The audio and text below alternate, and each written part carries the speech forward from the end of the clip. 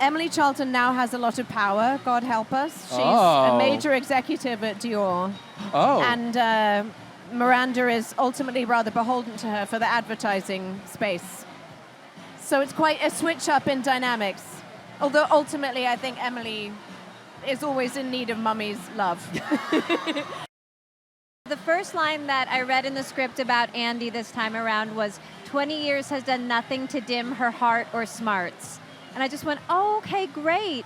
She's traveled the world chasing stories. And now, like I'm sure a lot of people who are here tonight, a lot of people watching, she's trying to navigate this very unstable world. I think she's at a time in her life when she wants some security, and security is proving hard to come by.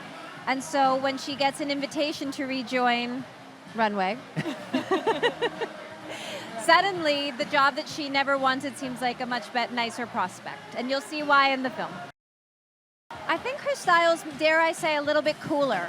I think it's more personal. I think it's more lived in.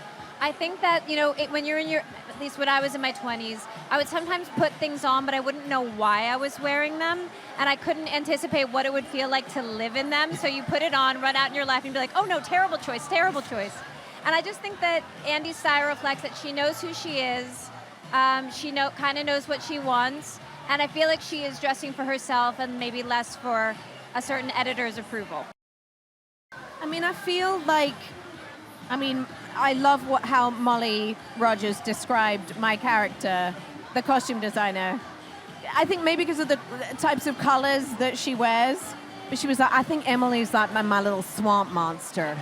And she kind of is a bit of a swamp monster, and very edgy, very punky, slightly bondagey. Oh. But I think it's a fun juxtaposition with how posh she is. I love that. Yeah.